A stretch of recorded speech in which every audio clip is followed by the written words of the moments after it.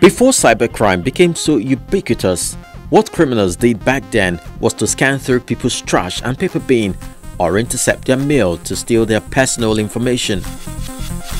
The case is different today because all that information is now available on the web, so it's easier to collate this information and work with them. Cybercrime is getting more sophisticated and more strategic by using the internet to break through people's identities. Perhaps hack into their account or even trick them to reveal classified and confidential or infect their devices with malware. The dynamics of cybercriminality is ever-changing. When you take a critical look, you understand why cybercriminals have stretched out their operations into the cyberspace. Globally, the nature of the internet and the inadequate effective cross-border or even proper legislation has made cybercrime relatively risk-free compared to other forms of crime. When it comes to cybercrime, on the other hand, the chances of getting caught or being prosecuted or convicted or of even serving a full sentence is minimal. Here are a few types of attacks through cybercrime. Botnet, a network of private computers infected with malicious software and controlled as a group without the owner's knowledge, example, to send spam messages. FastFlux is a DNS technique used by botnets to hide phishing and malware delivery sites behind an ever-changing network of compromised hosts acting as proxies. Phishing, the fraudulent practice of sending emails purporting to be from reputable companies to induce individuals to reveal personal information such as passwords and credit card numbers.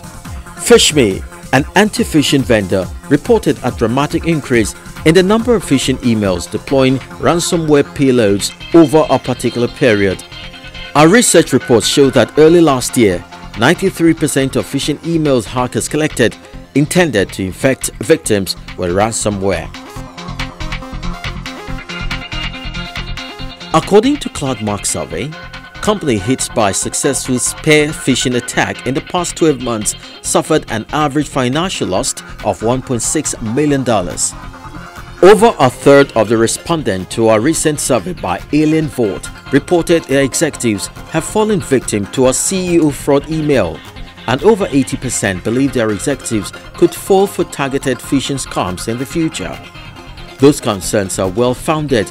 More than 50 organizations including Snapchat and Care.com were successfully targeted by CEO fraud emails asking for W-2 information this past tax season alone. Zombie computer. This is a computer that has been hacked into and is used to launch malicious attacks or to become part of a botnet. Social spam is unwanted spam content appearing on social networks and any website with user-generated content.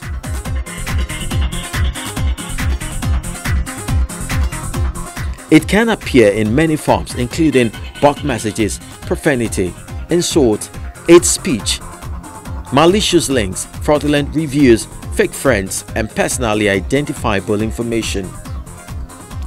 Social engineering, using lies and manipulation to trick people into revealing their personal information. Phishing is a form of social engineering. According to researchers, 99.7% of documents used in attachment-based campaigns relied on social engineering and macros rather than automated exploit. Some 98% of URLs in malicious messages link to hosted malware, either as an executable or an executable inside an archive. Denial of service attacks. This is a type of attack on a network that is designed to bring the network to its knees by flooding it with useless traffic. Many DOS attacks such as the ping of death and teardrop attacks exploit limitations in the TCP/IP protocols.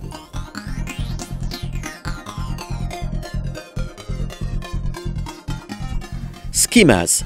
Cybercriminals usually use series of devices to steal credit card information by getting the card. When the card is out of the owner's view or possession, what the cybercriminals do is to take the information. This usually happens in stores or restaurants. After taking the credit card, information is either sold online through the dark web. We want you to become aware of some of these strategies, as you'd most likely encounter them someday, and this will make it a lot easier to figure out ways to prevent them.